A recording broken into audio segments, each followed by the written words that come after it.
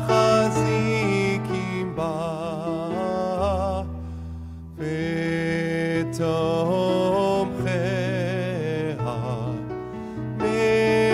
מאושר תרחיה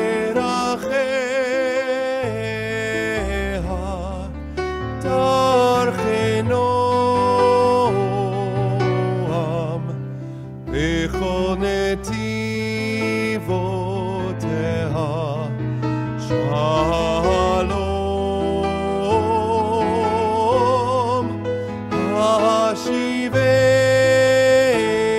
השיבנו השם אליך ונשובה חדש ימינו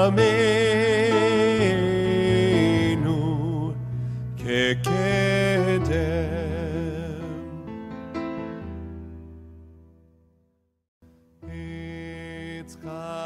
Hadirin Shell Etz Chaim, apa kabar sahabat Etz Chaim? Kembali hadir di sini menemani Anda Radio Etz Chaim bersama saya Abigail, Elisheva dan Yohanes Elias dari Etz Chaim Mefasirim Center. Shalom. Shalom. Kami hadir di sini dengan serial baru ya, kita kasih judul Rahasia Taurat, di mana setiap minggu kita akan hadir untuk membahas pasal demi pasal dari Taurat mulai dari Kejadian 1 sampai Ulangan 34. Nah, sebelum kita memulai diskusi hari ini, perlu kami ingatkan bahwa Anda dapat belajar bersama Etz Chaim setiap minggu dalam kelas tatap muka yang berjudul Tanakh Studies, tempatnya di kantor pusat Lembaga Studi Agama dan Filsafat di Pejaten, Jakarta Selatan. Untuk pendaftaran dan informasi lebih lanjut, bisa SMS ke 0817 017 1111. Satunya 4 kali ya. Sekali lagi di 0817 017 satunya 4 kali. Bagi yang berada di luar kota, Anda dapat mengikuti pelajaran setiap minggu melalui email dengan mendaftar di www.etzchaim.org www.etzchaim.org atau lewat Facebook kami di Etz Chaim Mefasirim Center. Nah, hari ini kita akan menggali dari pasal kedua dari kitab Kejadian. Kita 2 minggu yang lalu sudah membahas tentang pasal 1 ya, tentang kisah penciptaan. Kita mau langsung mulai aja ya, kita mulai dengan pasal 2 ayat 1 yang berbunyi, ketika Elohim pada hari ke-7 telah menyelesaikan pekerjaan yang dibuatnya itu, berhentilah ia pada hari ke-7 dari segala pekerjaan yang telah dibuatnya itu. Nah, dalam bahasa Indonesia mungkin tidak terlalu kelihatan komponen dari kalimat ini ya. Lebih kelihatan dalam bahasa Inggrisnya yang saya bacakan. And on the seventh day, God ended his work which he had made. And he rested on the seventh day from all his work which he had made. Terjemahan bebasnya, dan pada hari ke-7, Tuhan menghentikan pekerjaannya yang telah dia lakukan, dan pada hari yang ke-7, ia beristirahat dari semua pekerjaannya yang telah dikerjakan. Yang pertama, ended his work, atau menghentikan pekerjaan. Dan yang kedua, rested, atau beristirahat. Bukannya secara otomatis kalau sudah berhenti bekerja itu sama aja beristirahat ya enggak? Tapi yang hendak diungkapkan di dalam bagian ini adalah bahwa Syabat itu ada komponen yang positif dan atau aktif maupun pasif. Jadi pelaksanaan atau peringatan Syabat itu dilakukan dengan 2 cara. Yang pertama adalah dengan berhenti bekerja, yaitu sesuatu yang pasif, atau menghentikan segala kegiatan sehari-hari. Dan bahkan di dalam Torah Lisan itu dijelaskan pekerjaan apa saja yang dilarang gitu ya. Kesemuanya itu dikelompokkan dalam 39 kategori yang pada intinya adalah sifatnya adalah menciptakan sesuatu. Jadi misalnya contohnya tidak boleh mengubah sesuatu, inti dari menciptakan adalah tidak mengubah sesuatu molekul menjadi molekul lain gitu ya. Misalnya memasak, misalnya bikin teh, misalnya bikin kopi, atau hal seperti itu ya. Untuk di dalam Yudaisme, bangsa Yahudi itu sangat taat dengan hal-hal seperti ini. Ya, sangat detail dan mereka juga sangat memberikan definisi gitu ya. Iya, betul. Supaya menghindari agar secara tidak sengaja melanggar larangan untuk bekerja gitu kan. Yeah. Nah, cara yang kedua adalah secara aktif. yaitu dengan melakukan sesuatu secara khusus yang tidak secara biasanya dilakukan pada hari-hari lainnya. Secara aktifnya itu apa? Nah, perintah untuk memelihara Syabat yang memiliki dua dimensi ini juga dapat terlihat dalam perbedaan penggunaan kata dalam perintah peliharalah hari Syabat, sebagaimana yang tertuang dalam dua versi dalam tanda kutip ya, bukan ada dua versi ya. Dua versi dalam tanda kutip 10 perkataan Tuhan atau yang dikenal secara umum sebagai 10 perintah Tuhan. Yaitu dalam Keluaran 20 ayat 8, kata yang digunakan adalah zachor atau remember atau ingatlah. Sedangkan dalam Ulangan 5 ayat 12, kata yang digunakan adalah shamor atau guard atau menjaga. Nah, itu kan sesuatu yang positif gitu ya. Menurut tradisi pada waktu itu memang kedua kata ini terdengar pada saat bersamaan. Jadi seperti kita mendengar dua orang berbicara pada saat yang sama. Tapi ini sumber yang berkatanya satu, tapi yang terdengar adalah dua kata ini. Nah, dalam Talmud dijelaskan sebenarnya bagaimana caranya sih mengingat Syabat. Untuk zachor ya, bagaimana caranya mengingat Syabat. Nah, caranya adalah dengan, kita ngapain sih kalau kita mengingat sesuatu, kalau misalnya hari peringatan apa ya, ulang tahun lah. Ya, ulang tahun kita ngapain? Kita mau buat sesuatu yang berkesan. Ya, kita kasih kado kek, kita makan-makan. Biasanya sih intinya makan-makan ya. Selalu setiap kali ada yang ulang tahun pasti ditodong makan-makan. Nah, dalam Talmud juga dijelaskan bagaimana caranya mengingat Syabat. Gimana sih cara kita secara aktif mengingat Syabat. Bukan cuma mengingat, oh Syabat tuh ini. Bukan secara pikiran saja yang mengingatnya. Tapi melakukannya secara aktif di dalam hari gitu ya. Misalnya apa? Yaitu dengan merayakannya sebagaimana itu sebuah pesta. Nah, kalau pesta itu ngapain? Pesta itu minum anggur. Ya, pesta itu biasanya minum anggur. Karena kenapa anggur khususnya? Karena anggur itu merupakan minuman yang dengan tingkat spiritualitas dianggap tingkat spiritualitasnya tertinggi. Dan kenapa anggur dianggap minuman tingkat tertinggi? Itu ada hubungannya, kita sudah pernah bahas ya di episode ke-6 bahwa anggur itu satu-satunya minuman atau satu-satunya bahan konsumsi yang apabila semakin tua itu justru semakin bagus. Jadi bukannya basi, tapi justru semakin bagus dan semakin kaya rasa. Dan ini melambangkan spiritualitas seseorang yang seharusnya semakin tua, juga usianya semakin dalam pemahamannya tentang Torah. Ya. Nah, cara dalam Talmud dikatakan merayakan sebuah pesta, yaitu salah satunya dengan minum anggur. Dan kalau misalnya pesta, apa sih yang dilakukan? Bukan cuma minum anggur juga, tapi juga makan-makan. Nah, makan-makannya itu seperti pesta pora makanan yang berlimpah banyak. Tapi biasanya kalau di dalam tradisi Yahudi, apalagi yang dilakukan ketika makan-makan biasanya dimulai dengan breaking bread atau yang dikatakan dengan memecah-mecah roti gitu ya. Nah, dan itu adalah berkat hamotzi. Jadi secara khusus di dalam Talmud itu dikatakan bahwa 3 hal paling utama untuk melakukan secara aktif peringatan hari Syabat itu adalah dengan minum anggur. Makanya kita setiap membuka Syabat itu selalu menuang anggur, membuka dengan berkat anggur, kemudian memecah roti, yaitu mengucapkan berkat hamotzi. Dalam episode ke-6 talkshow kita juga kita sudah bahas keistimewaan dari roti ya. Kita bahas secara lengkap anggur dan roti, jadi bisa dilihat lagi bagi yang belum tahu gitu ya. Nah, seperti itu. Jadi tindakan aktif memelihara Syabat itu sama pentingnya. Jadi Syabat itu bukan sekedar beristirahat dalam arti berhenti melakukan sesuatu, tapi juga perintah untuk melakukan sesuatu secara khusus. Betul. Kenapa? Karena kalau misalnya kita bayangkan ya, kita punya anak kecil, kita mau mengajarkan dia memelihara Syabat, terus kita bilang, gimana caranya memelihara Syabat? Kamu nggak boleh main sama temen, kamu nggak boleh ini, nggak boleh itu. Itu kan jadi, apa istimewanya Syabat kalau apa-apa nggak boleh, ya kan? Nggak boleh nonton TV gitu misalnya, nggak boleh ini, nggak boleh itu gitu ya, nggak boleh main game di komputer atau apa gitu ya. Itu kan menjadi sesuatu yang negatif sekali kesannya bagi anak kecil itu. Tapi apa yang dilakukan, kenapa ada perintah untuk melakukan secara positif adalah supaya make it special gitu. Buatlah hari ini sesuatu yang sangat istimewa. Yaitu kalau misalnya kita punya makanan khusus yang kita suka banget gitu ya, misalnya apa ya? Misalnya kue tart ya, misalnya kue tart yang khusus banget, yang enak banget lah gitu ya, entah apalah. Itu kita save, kita simpan khusus untuk dikonsumsi pada hari Syabat.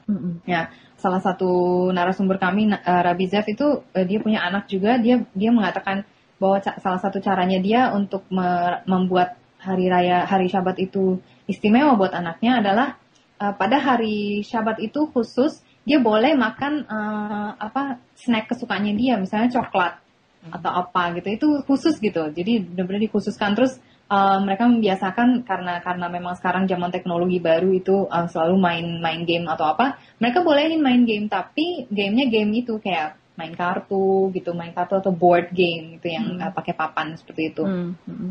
Dan kenapa si Talmud itu secara khusus mengatakan bahwa harus aktif memelihara Syabat itu karena untuk ibaratnya meng-offset atau menyeimbangkan kesan atau perintah negatif, yaitu untuk tidak melakukan sesuatu, itu di-offset, diseimbangkan dengan perintah positif, yaitu lakukanlah sesuatu yang secara aktif gitu kan. Ya. Dan pada akhirnya tujuannya apa? Seperti yang kita bisa baca di dalam pasal 1 itu adalah tujuannya untuk berhenti dari pekerjaan dan melakukan sesuatu secara aktif, itu adalah dengan menguduskan dengan tujuan untuk menguduskan hari itu. Dan dalam hal ini kudus tuh bukan dalam arti suci ya, tapi dipisahkan dari hari-hari lainnya ke 6 hari pertama. Dan ini masih tetap nyambung dengan dengan konsep penciptaan ya, bahwa sebenarnya penciptaan itu bukan dari nol, dari yang tidak ada, tapi dari yang ada dan ramai-ramai berbarengan kacau balau, itu dipisahkan satu-satu. Nah, Syabat itu seperti itu juga, dipisahkan, dikuduskan dan dipisahkan dari hari-hari lain, bahwa dia itu adalah hari yang istimewa, seperti itu. Iya, betul. Terus itu sebabnya juga kenapa di dalam Genesis 2 ini, Kejadian 2 ini dikatakan bahwa Tuhan itu melakukan 2 hal. Yang pertama adalah dia berhenti bekerja, dan yang kedua adalah dia beristirahat. Sebenarnya dalam bahasa Ibrani dan bahasa Inggrisnya ada 2 kata kerja seperti itu kan. Dia berhenti bekerja dan dia beristirahat. Berhenti bekerja berarti pasif. Sesuatu yang tadinya dia melakukan sesuatu jadi tidak melakukan sesuatu. Dan beristirahat itu sesuatu kegiatan. Kegiatannya adalah beristirahat. Nah, walaupun kesannya pasif. Kesannya tapi pasif. Itu adalah tindakan aktif untuk itu adalah kata kerja dan kata kegiatan, kata tindakan. Nah, demikian juga manusia itu juga ketika dia merayakan Syabat atau menguduskan hari Syabat, yang dia lakukan itu 2 hal tadi ya kan. Yang pertama adalah dia harus berhenti bekerja. Tapi kalau dia berhenti bekerja begitu aja nggak cukup. Artinya bisa aja kita berhenti bekerja habis itu leha-leha di rumah ya kan? Tapi ternyata itu tidak cukup. Yang harus dilakukan adalah sesuatu yang membuat istimewa hari raya Syabat itu. Begitu ya Abigail ya? Iya. Nah, dan caranya adalah misalnya dengan menyediakan makanan yang istimewa yang biasanya tidak dimakan di hari-hari tertentu, tapi dimakan di hari itu. Terutama ini terutama untuk mengajarkan anak-anak kecil ya kan, anak kecil harus bisa membedakan. Jadi itu cara mengajarkannya seperti itu. Dan itu juga sebabnya setiap orang Yahudi yang ortodoks biasanya hari Jumat itu dia khususkan dia tidak bekerja. Hari Jumat dikhususkan untuk bersih-bersih rumah, dalam arti seperti kita mau siap-siap pesta, ya nggak sih? Iya. Jadi kita bersih-bersih rumah, rapi-rapi, seolah-olah ada tamu. Memang tidak ada tamu, tapi ada tamu yang jauh lebih besar pada hari itu, yaitu Tuhan, ya kan? Jadi kita rapi-rapi, benar-benar bersih-bersih, kita benar-benar rapi-rapi, terus kita juga masak habis-habisan. Masak karena itu mau pesta kan? Iya, karena mau pesta. Dan masaknya nggak masak yang biasa-biasa saja, kita masak untuk 2 hari, ya kan, yaitu untuk Jumat malam dan juga untuk Sabtu siang atau paginya juga. Dan jumlahnya itu ya sesuai dengan tamu yang akan datang. Biasanya ada tamu-tamu yang datang dan kualitasnya juga tidak biasa-biasa saja. Ada anggur, ada roti, ada istilah pesta lah gitu. Ya kan? Dan itu yang penting. Jadi sebenarnya Yahudi itu agama keluarga, sehingga kita tidak kegiatan tidak dikonsentrasikan kepada sinagog. Kalau ada sinagog, silakan ke sinagog, terutama yang cowok. Tapi kalau tidak ada sinagog, kegiatan ibadah itu adanya di rumah. Jadi si ibu itu punya andil yang sangat penting di dalam menyediakan atau memelihara Syabat bagi keluarganya. Jadi kalau keluarganya itu tidak punya ibu yang concern dengan itu, seluruh keluarga akan melanggar Syabat, ya nggak? Jadi kacau banget. Jadi keluarga itu, ibu itu memang kesannya di Yahudi, ibu itu tidak perlu ke sinagog. Tapi jangan salah, ibu itu jadi seperti imam di dalam rumah. Ketika ibunya gagal memelihara Syabat di rumah, atau menyiapkan makanan di rumah untuk Syabat, seluruh keluarga gagal, ya kan? Jadi melanggar semuanya. Nah, sekarang pertanyaannya gini, seluruh pekerjaan itu selesai pada hari ke-6 dan Tuhan itu akhirnya dikatakan dia beristirahat. Di dalam bahasa Indonesia nggak kelihatan kata itu, ya kan? Yeah. Tapi Tuhan dikatakan bahwa Tuhan itu beristirahat. Pada hari yang ke-7 dia tidak bekerja dan dia beristirahat. Pertanyaannya adalah, emang Tuhan perlu istirahat? Ya kan? Iya, betul. Emang dia capek ya? Emang Tuhan bisa capek ya gitu? Emang perlu tidur siang gitu ya? Harus berhenti. Kenapa harus berhenti gitu? Kenapa nggak terus aja gitu kan? Nah, ini hanya bisa dimengerti ketika kita mengerti nama Tuhan yang ada satu nama Tuhan yang sangat spesial, yaitu El Shaddai. Apa artinya El Shaddai? Saya ingat ada beberapa pastor atau pendeta yang cerita bahwa El Shaddai itu artinya Tuhan yang menyediakan. Tapi sebenarnya tidak Tuhan yang menyediakan, tapi Tuhan yang penjaga, Tuhan yang besar sekali. Dan kenapa besar? Saya mau ajarkan ini. Karena El Shaddai, Shaddai adalah singkatan sebenarnya dari Shomer Dai. Artinya dia yang mengatakan atau dia yang telah berfirman cukup. Dai artinya cukup. Dai dayenu, dai dayenu. Ya kan kalau di Pesach kita nyanyi itu cukup sudah. Artinya ketika kita menyebut El Shaddai, yang kita ingat adalah Tuhan yang mengatakan cukup. Kapan dia mengatakan cukup? Yaitu pada hari penciptaan. Ketika dia menciptakan, di hari ke-6 dia bilang cukup. Hari 7 dia berhenti menciptakan. Kenapa cukup? Kenapa dia harus berhenti cukup? Kenapa harus Tuhan memberikan satu perhentian? Artinya sebenarnya kalau kita bicara kemampuan, Tuhan itu mampu aja menciptakan sampai sekarang, ya nggak perlu dibatasi sampai 6 hari. Bisa aja sampai jutaan tahun, ya nggak? Bisa aja sampai detik ini deh tetap menciptakan. Tapi kalau Tuhan melakukan hal itu, yang terjadi adalah manusia akhirnya tidak bisa mengejar Tuhan, tidak bisa menemukan Tuhan di dalam penciptaan.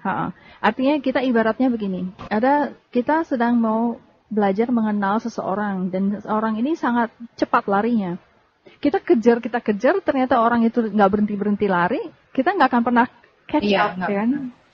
Kita nggak pernah nggak pernah sampai kepada orang. Kejar Tuhan larinya kayak apa? Nah, apalagi Tuhan yang luar biasa cepat larinya. Dan salah satu contoh saya mau ajarkan begini, mau kasih tahu gini contohnya ya.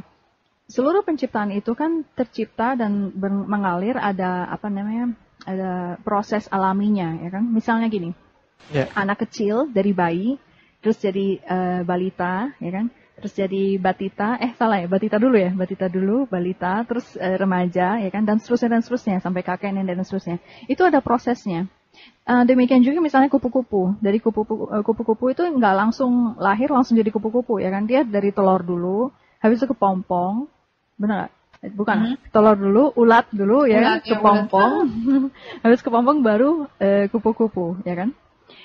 Kenapa berhenti di kupu-kupu? Kenapa nggak setelah kupu-kupu jadi sesuatu yang lain, kayak yang lain, terus sampai nggak berhenti, ya kan? Sampai dia berubah jadi entah apa gitu loh. Kalau itu terjadi, bayangkan ya, bahwa metamorfosis kupu-kupu itu nggak cuma 4, tapi ribuan sampai nggak habis-habis, ya kan? Kalau itu sampai berhenti, kita jadi lupa. Ya kan, kita lupa bahwa ini Tuhan yang ciptakan. Kita jadi melihatnya bahwa ini biasa aja, ini mah memang begitu alam. Ya, proses evolusi biasa. Iya, itu proses evolusi biasa lah. Itu udah begitu sudah. Ya, itu sudah orang nggak akan mikir tapi karena dia berhenti di kupu-kupu dan akhirnya kita berhenti, wah gila ya, kok bisa ya dari telur ke sini, ke situ, terus jadi kupu-kupu gitu. Akhirnya manusia punya kesempatan untuk berhenti dan merenung, dan akhirnya dia bisa melihat Tuhan di dalam penciptaan itu. Paham ya maksudnya? Sama seperti bayangkan pohon. Dari awal, misalnya dia cuma biji, kita masukin ke dalam tanah, terus dia muncul kayak toge gitu kecil loh. Dari tunas itu yang kayak toge itu dia menjadi besar lagi sampai dia berimbun daunnya. Begitu rimbun, dia ada buah. Setelah itu berhenti. Karena setelah itu ada biji lagi, masukin lagi, ya kan? Jadi begitu berhenti di buah, selesai sudah. Kenapa nggak terus dari buah kemana lagi, ya kan? Sampai satu pohon itu berubah jadi satu hutan dalam waktu cepat sekali gitu.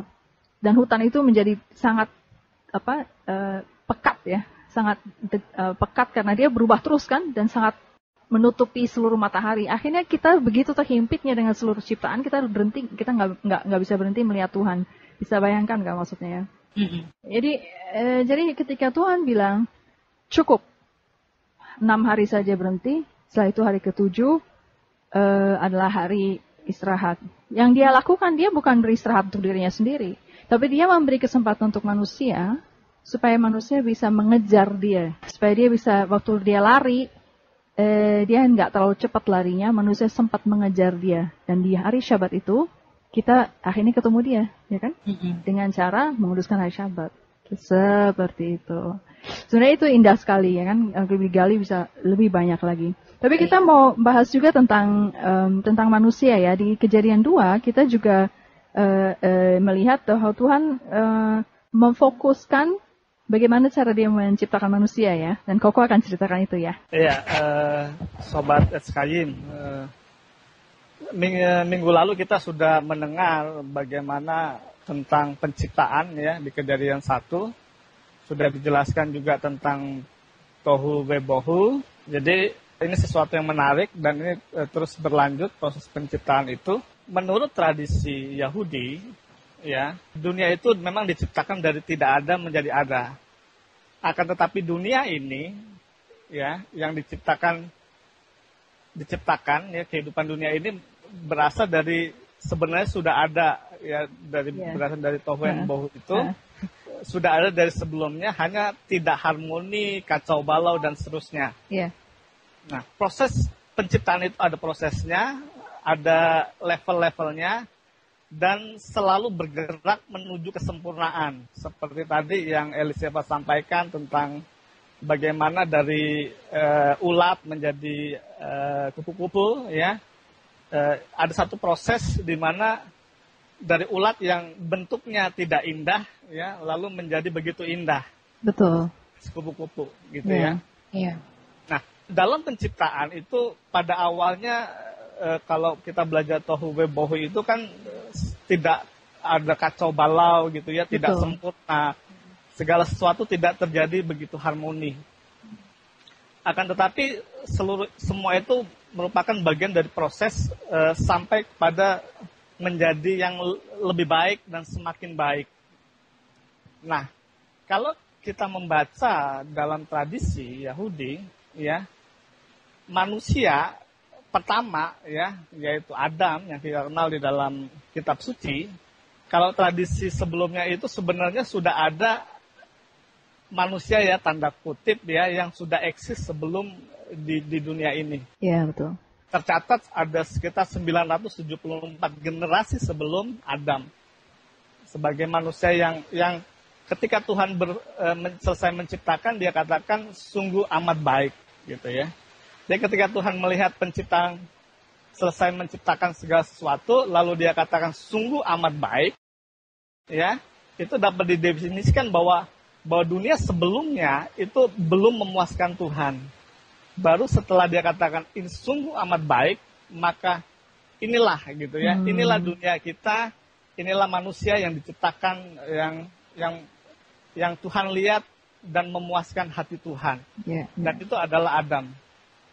Nah, saya mau cerita sedikit tentang tradisi ya, dari tradisi Yahudi yang bisa dibaca di dalam Talmud, bahwa sebenarnya ada makhluk manusia sebelum Adam, ya.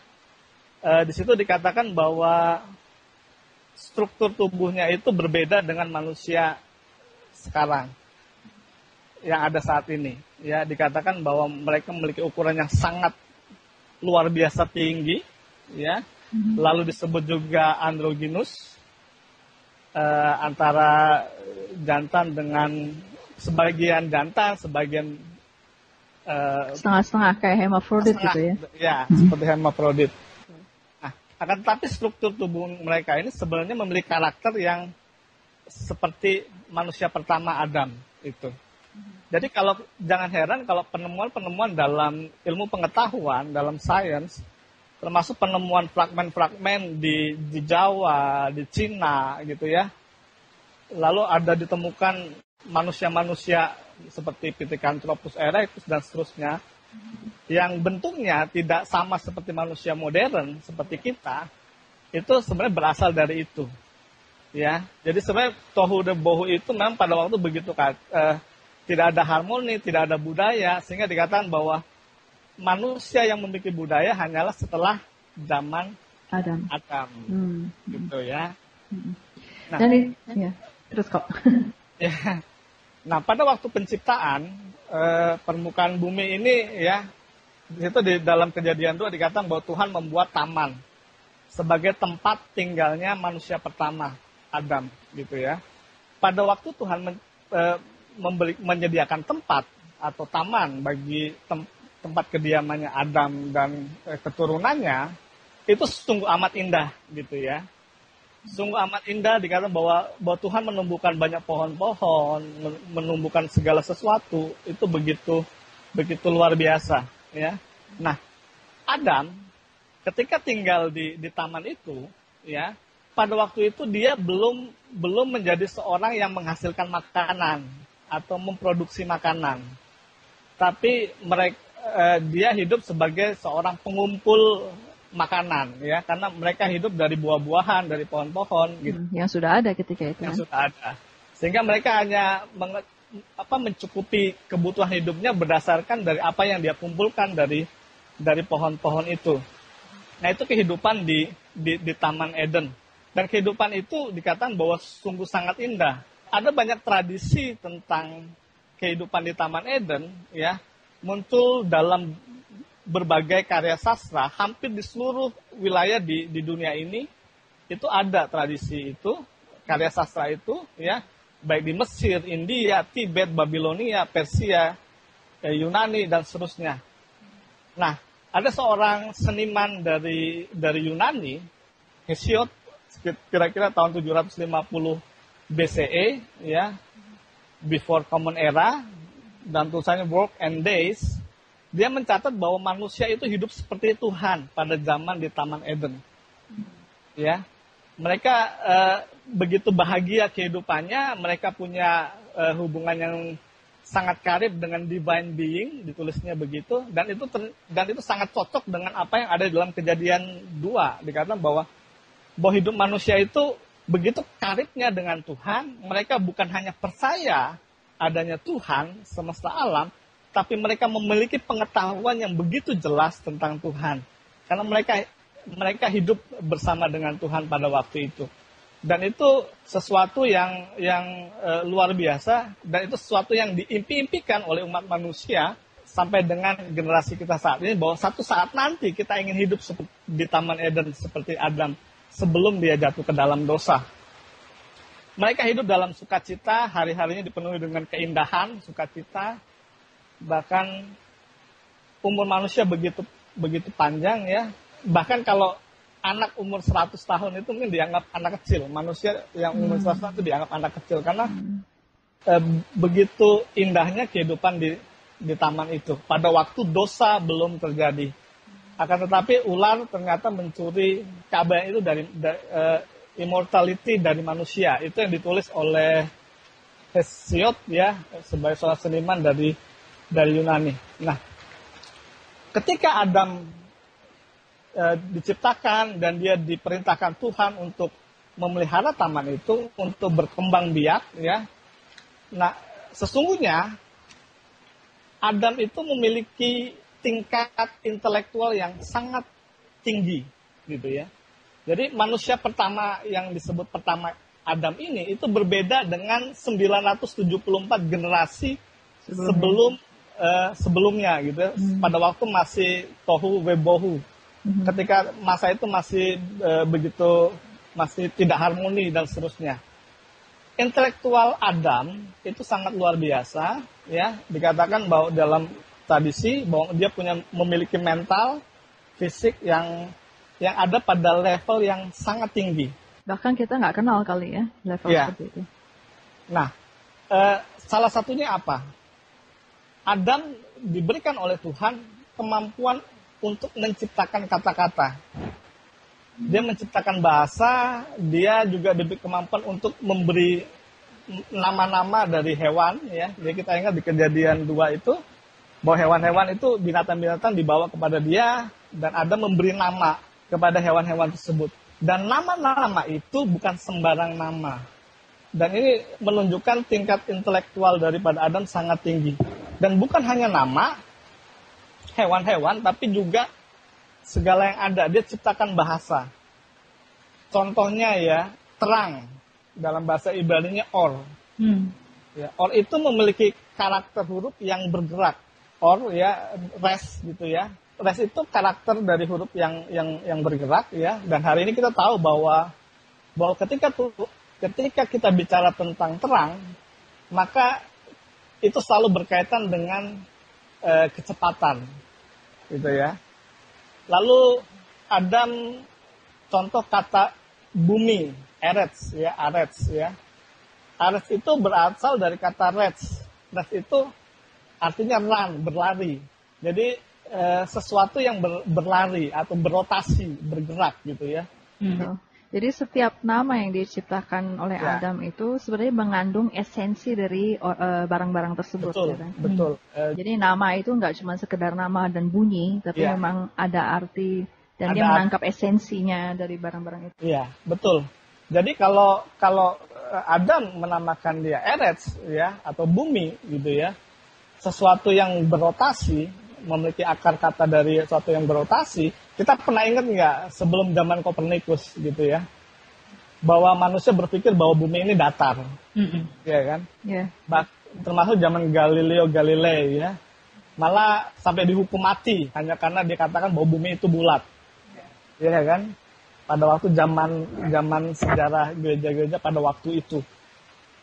Sementara Adam yang hidupnya ribuan tahun sebelum Kopernikus, dia sudah tahu bahwa bumi itu sesuatu yang berotasi. Ini pengetahuan yang menunjukkan bahwa Adam memiliki tingkat intelektual yang sangat tinggi dan memang sangat spesial yang Tuhan berikan sebelum manusia jatuh ke dalam dosa. Saya kasih contoh lagi tentang gold gitu ya. Gold itu emas ya.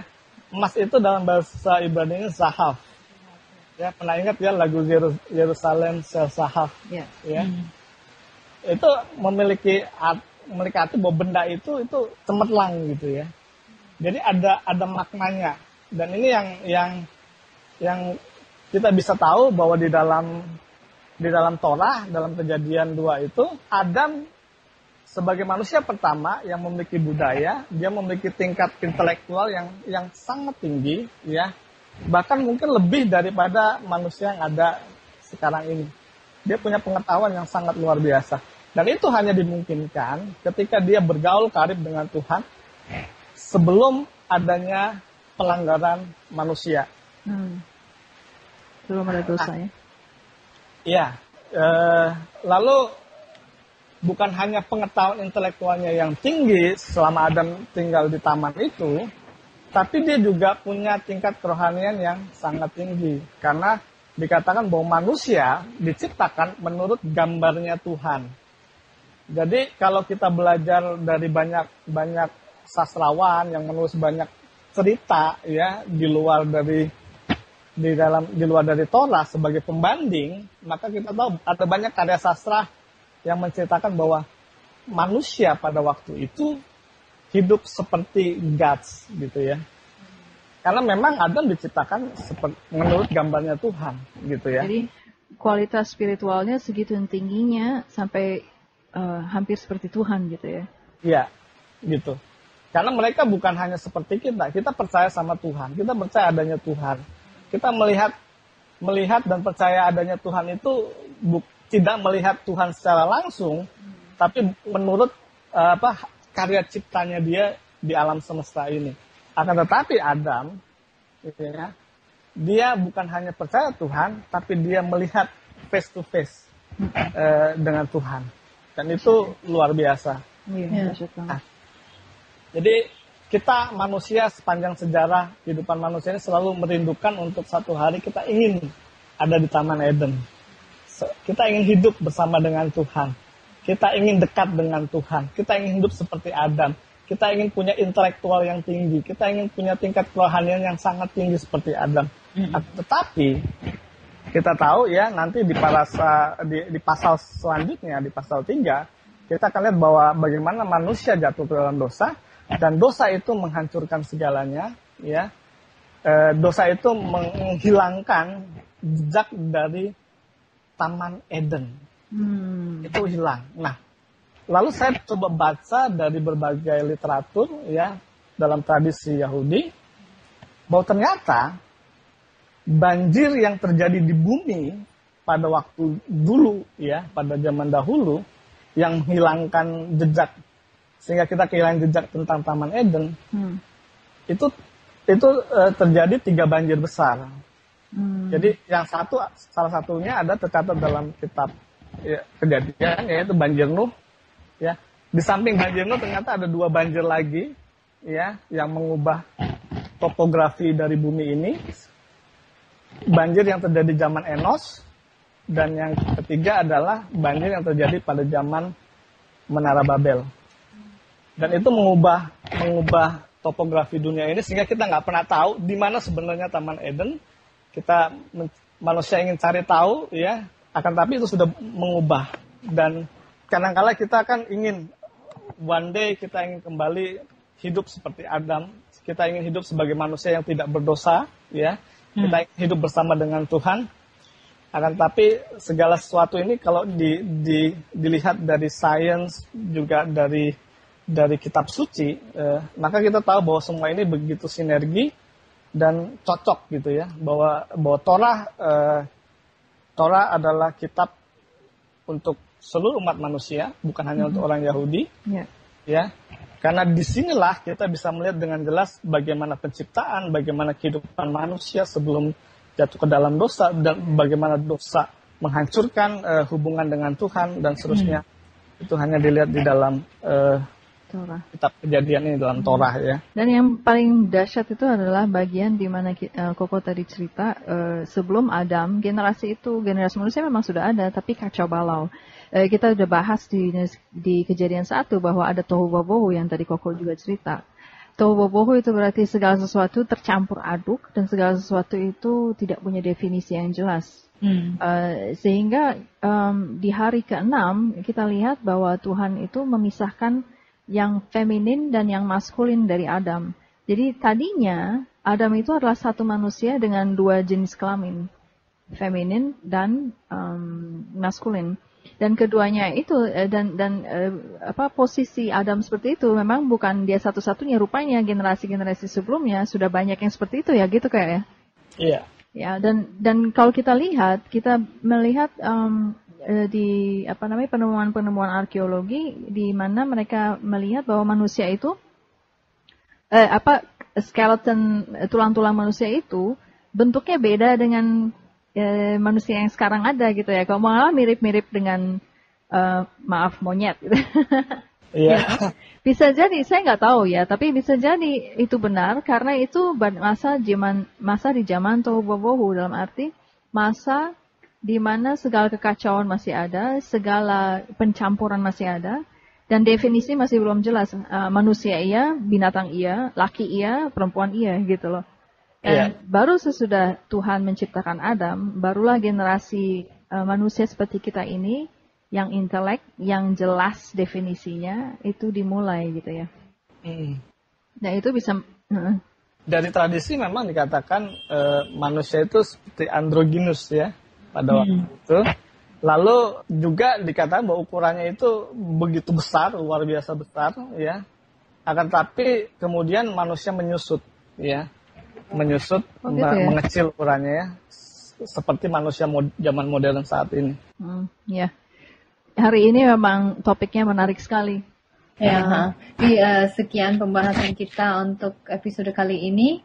KVRIM dapat meneruskan pelajaran setiap minggu dengan episode berikutnya. Dan Anda juga dapat belajar bersama Etz Chaim setiap minggu dalam kelas tatap muka, yaitu dinamai dengan Tanakh Studies, yang bertempat di kantor pusat Lembaga Studi Agama dan Filsafat di Pejaten, Jakarta Selatan. Untuk pendaftaran kelas dan informasi lebih jauh, Anda dapat SMS ke 0817 017 1-nya 4 kali. Nah, sekali lagi di 0817 017 1-nya 4 kali. Bagi yang berada di luar kota, Anda dapat mengikuti pelajaran setiap minggu melalui email dengan mendaftar di www.etschaim.org. Radio Etschaim mundur dan mohon pamit. Kami dari Etschaim Mepasirim Center, saya Abigail bersama Pak Yohanes dan Elisheva mengucapkan Lehitraot. Lehitraot. Bye-bye. ושמרו בני ישראל